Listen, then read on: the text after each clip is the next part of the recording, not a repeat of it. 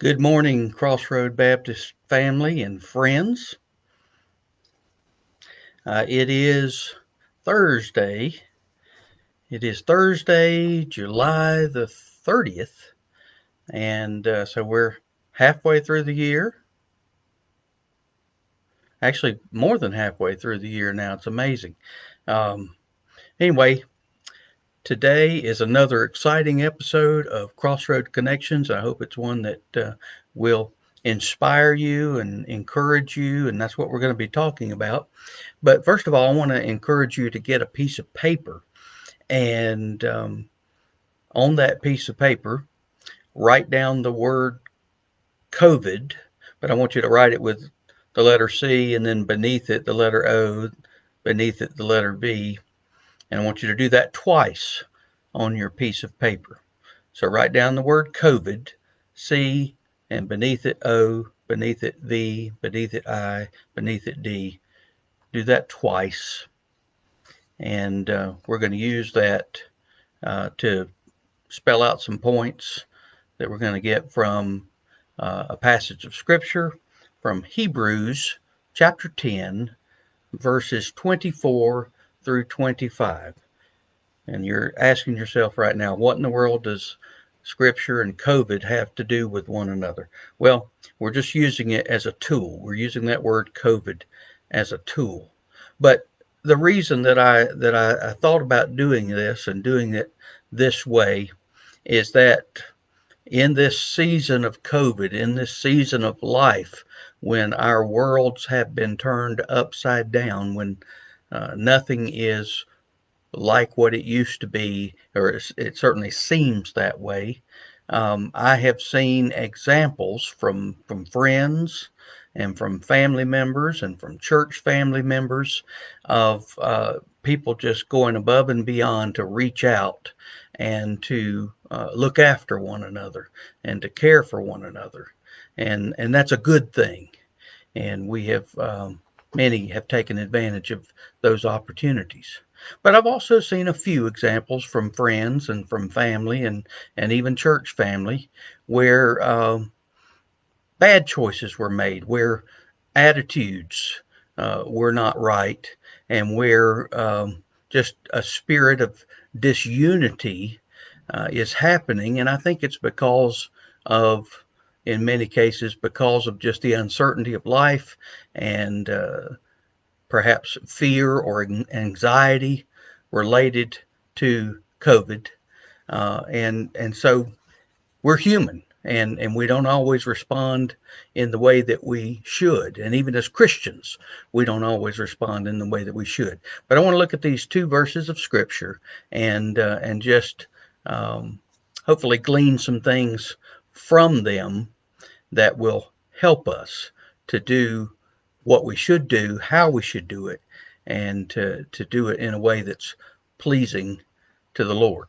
So I'm going to read for you Hebrews chapter 10, verses 24 and 25.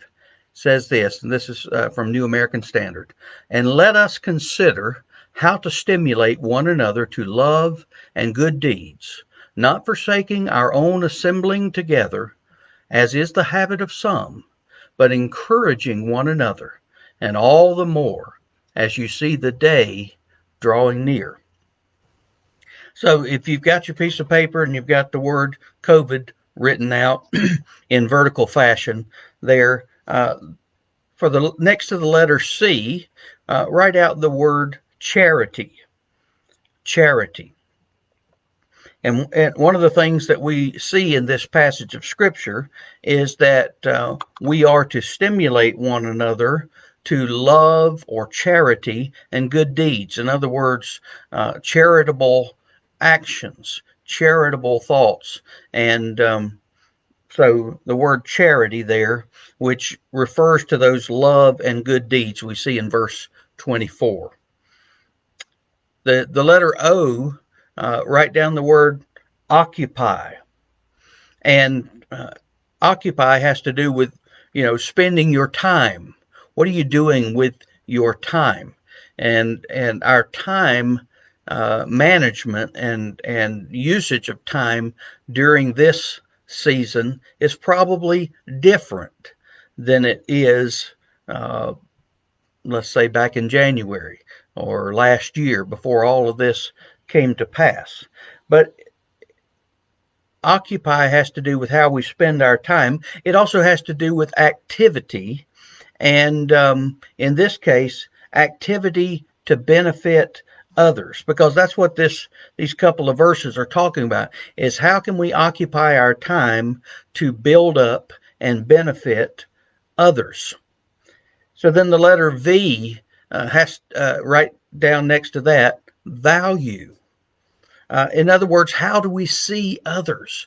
Do we hold them uh, with, do we see them as valuable? Do we hold them in esteem, in good esteem? And if we do, then obviously we want to encourage them and lift them up, and all of the things that these verses are talking about. And then the letter I, inspire. And that goes back to the beginning of verse 24. Let us consider how to stimulate, or later in the verse 25, encourage one another. And that's just another word for inspire. In other words, we want to to instigate a desire in others to do those acts of love and good deeds, those acts of charity that we talked about just a moment ago. And then the letter D, right down next to that, develop. And that comes out of verse 25 there, encouraging one another. And that word encourage means to build one another up, to develop one another, to spiritual growth and just improvement in our lives and in how we carry ourselves as followers of Jesus Christ. So that first word, COVID, is kind of what are we called to do in these couple of verses of Scripture. And of course, this is just as relevant in a season of life where COVID is not part of things. But anyway, that first word, COVID, there, charity, occupy, value, inspire, and develop. And then I asked you to write the word COVID again beneath that one. And so the first COVID were words that reminded us of what we are supposed to do.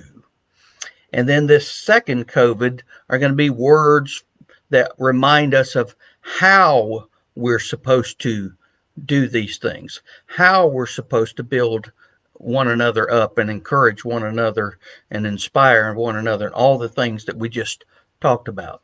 So if you're right next to that C in the second COVID that you have written out, write the word convene. Convene. And that there from verse 25, it says, let us not forsake assembling together. Now, you might be saying to yourself, well, we haven't been able to gather in several weeks, and that is true. We've not been able to gather together publicly on our church campus, but we still have the opportunity to gather together as family members, as friends, as individuals, and gather together in electronic fashion, via text and Facebook messages and Skype and FaceTime. My 93-year-old grandmother just learned how to Skype recently so she can get in touch with some of her kids and grandkids that she doesn't get to see as often. So there are ways to assemble together, more than just gathering publicly in one place.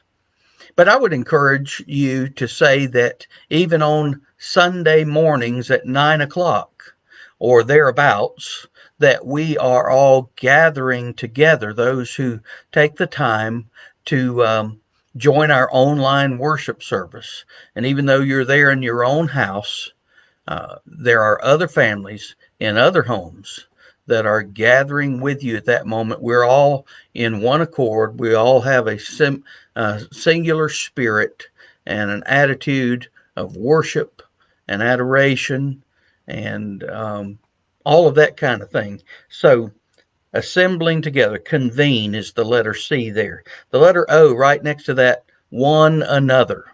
All right, so this verse says, stimulate one another, encourage one another. And that's just one another, and there's lots of one another's in Scripture, just has to do with our care and our concern for other people. Now, you can be concerned about somebody, but not do anything to care for them. And so we want to make sure that we keep those two words together. We want to have concern for them, and then we want to demonstrate that by some sort of caring for them. And sometimes that's just by lifting them in prayer. In fact, that's the most powerful way that we can care for somebody anyway, is to lift them up in prayer. So one another is an important biblical concept. Next to the letter V, write the word vigor. And that just means that we are supposed to do what is called for in these verses with energy and with intensity. In fact, there in verse 25, it says, all the more. We need to do that all the more with great energy and intensity. And there's a reason for that. And we'll look at that in just a moment. Next to the letter I, write the word influence. And this just influence has to do with our interaction and our involvement in other people's lives. It's hard to have influence if you're not interacting with and involving yourself with other people. Now, obviously, we can have good influence and we can have negative influence. And I talked about that at the beginning, that I have seen examples of good influence during this time of COVID, and I've seen some examples of negative influence as well. But we're encouraging the good kind of influence. So you have to interact and be involved in people's lives. And again, you can do that in a variety of ways. We've got lots of different means and methods of communicating, interacting, and being involved in people's lives, even socially distanced. And then finally, the word D, and this ties in with vigor, doing all of this with energy and intensity. But that word D, write down the word drive. And the reason that we need to have that drive is summed up there in the last part of verse 25. It says, all the more as you see the day drawing near. What day is that? That's the day when Christ is coming again. And if you've ever studied the end times, if you ever think about those things, I don't think that you could make a very good argument that we're not getting close, very close to that occurrence, to Christ coming again, because there's just so much going on in our world that was alluded to and referenced and prophesied in Scripture. So we need to do that with drive because of the urgency of the situation. So let me just sum it all up. The first COVID is charity, occupy, value, inspire, develop. And then the second COVID is convene, one another, vigor, influence, drive. And I would just encourage you to dwell on these two verses of Scripture today, and then think about how we've broken it down and looked at the various ways in that first word, COVID. What are we supposed to be doing with our time? And that second word, COVID, how are we supposed to be doing those things? And I want to wrap it up by reading to you these two verses again, as found in the Message. So here's what it says. So let's do it, full of belief, Confident that we're presentable inside and out, let's keep a firm grip on the promises that keep us going. He always keeps his word. Let's see how inventive we can be in encouraging love and helping out, not avoiding worshiping together as some do, but spurring each other on, especially as we see the big day approaching. I like the way it puts that last phrase, as we see the big day approaching. And you know, Christ is coming again, and that's going to be a big day. It's going to be the biggest day that we've ever experienced. So we want to get it right between now and then. And we can do that if we'll follow what we've uh, seen here in Hebrews 10, verses 24 and 25. Hope you have a great day, and I look forward to joining together with you in worship, to convening, to assembling together, even in a virtual way, Sunday morning at 9 o'clock. Take care.